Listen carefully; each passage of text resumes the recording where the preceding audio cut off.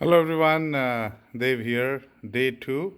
You can see this is my garage door and already more than a feet uh, line of snow. This is all snow covered.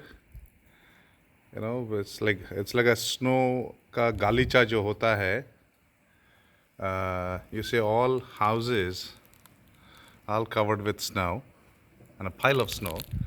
Feet का snow का sheet घर के छप्पर पे होता है, इसीलिए you'll see always the homes are in a kind of not in a straight line, so that get piled up. They will always have uh, in an reverse V, so that the snow gets dropped. So this is what you see.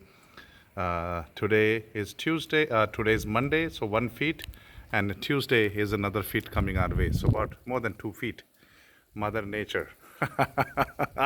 I'm not daring to go out because I don't have a feet plus tall shoe. Otherwise, I'll just get merged into the snow and it's below freezing. So I'm just gonna stay in my garage door and show you the picture. Thank you.